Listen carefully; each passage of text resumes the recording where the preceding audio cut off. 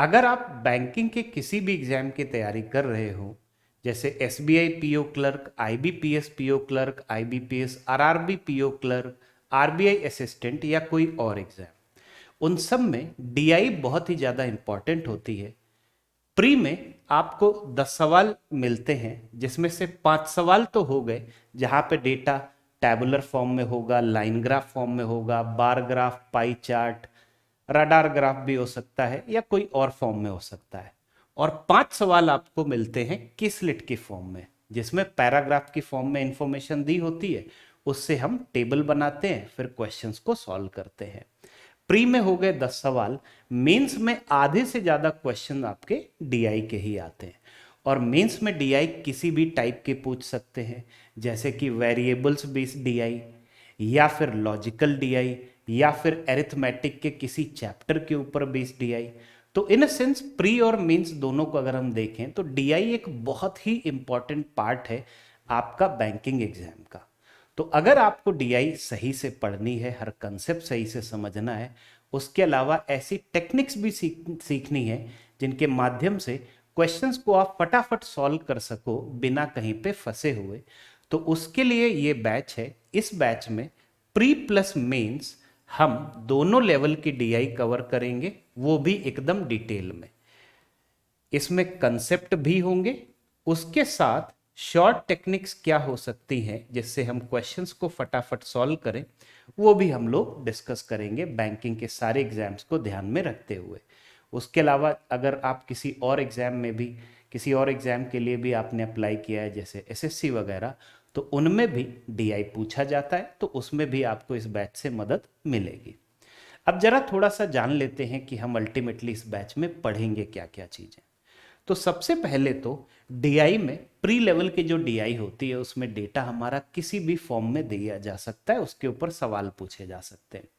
जैसे कि ये हो सकता है टैबुलर डीआई हो, इसमें ये भी हो सकता है कि पूरा पूरा इंफॉर्मेशन दी हो, उसके ऊपर सवाल पूछे जाए।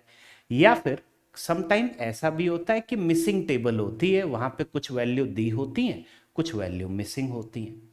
तो मिसिंग वैल्यूज को निकाल के आप कैलकुलेट करना पड़ता है क्वेश्चन सॉल्व करने के लिए। तो टेबल हो या मिसिंग टेबल हो वो पूरा, लाइन ग्राफ के सवाल हो, बार ग्राफ है, पाई चार्ट है, पाई चार्ट में सिंगल हो, डबल हो, या ऐसा भी होता है चार चार आ गए हमारे पास में पाई चार्ट, उन सबको हम कैसे सॉल्व करें, कंसेप्ट क्या है, टेक्निक क्या है, दोनों चीजें सब देखेंगे हम। उसके अलावा मिक्स डीआई, मिक्स डीआई का यहाँ पे मतलब है क्या बच्चों? मिक्स डीआई का मतलब है कि जनरली हमें एग्जाम में इस टाइप के सेट्स देखने को मिलेंगे, जहां लेट से टेबल को पाई चार्ट के साथ कंबाइन कर दिया, या लाइन ग्राफ को बार ग्राफ के साथ कंबाइन कर लिया, या फिर पाई चार्ट को हो सकता है बबल्स के साथ कंबाइन कर लिया, फनल के साथ कंबाइन कर लिया। तो उस टाइप के जो सवाल होते हैं तो मिक्स चार्ट वाली डीआई भी देखेंगे। उसके अलावा जैसे रडार ग्राफ है, बबल्स हैं, फनल है, स्कैटर्ड फॉर्म में डेटा दिया हो, वो सब चीजें भी हम लोग देखेंगे। इसके अलावा बचा क्या, जैसे पीओ मेंस में समटाइम्स कैंडल स्टिक वाला ग्राफ भी पूछा जाता है। अब ये ग्राफ होता क्या है, इसके क्वेश्चंस कैसे सॉल्व करते हैं, ये सब चीजें भी हम डिटेल में डिस्कस करेंगे। केसलेट में जैसे डेटा पैराग्राफ या सेंटेंस की फॉर्म में दिया होता है, उसमें ज्यादातर केसेस में तो हमें टेबल बना के सॉल्व करना पड़ता है, लेकिन मेंस में ये भी हो सकता है कि कभी कभार आपको वेन डायग्राम्स बनाने पड़ जाए, फिर सॉल्व करना पड़े।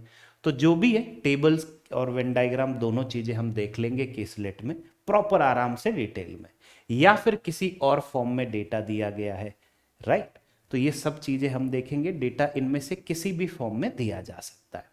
उसके अलावा जैसे प्री में क्या होता है, सवाल आते हैं डायरेक्ट, आपने डेटा पढ़ा, वैल्यू क्वेश्चन में जो भी पूछ रहा है वैल्यू कैलकुलेट की, आंसर बताया। मेंस में क्या होता है कि हमें थोड़ा सा डिफरेंटली सोचना पड़ता है। मेंस में डीआई जो आती है उतनी सीधी नहीं आती है। मेंस में बैंकिंग में जो पूछा जाता है वो है एरिथमेटिक बेस्ड डीआई। पहली चीज, एरिथमेटिक बेस्ड डीआई का मतलब मैथ्स के जो अलग अलग चैप्टर हैं उनके ऊपर बेस्ड डीआई के सेट्स।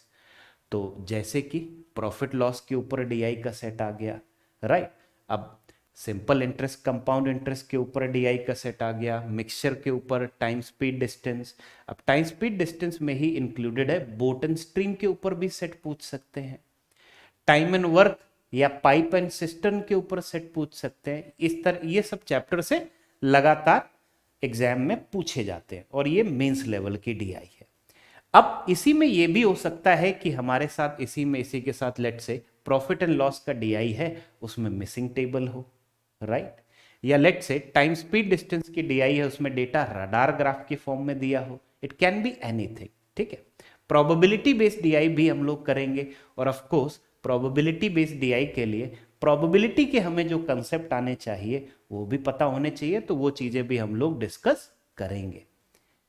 तो एक तो पोर्शन हो गया एरिथमेटिक बेस्ड डीआई का मेंस के लिए, दूसरा हो गया वेरिएबल्स बेस्ड डीआई, जहां पे वैल्यू एक्स वाई जेड या ए बी सी की फॉर्म में दी होती हैं और अगर आपको क्वेश्चन को आंसर करना है तो आपको इन वेरिएबल्स की वैल्यूज निकालनी पड़ती हैं। पिछले 2 वर्षों में इस टाइप के सवाल बहुत ज्यादा पूछे जा रहे हैं।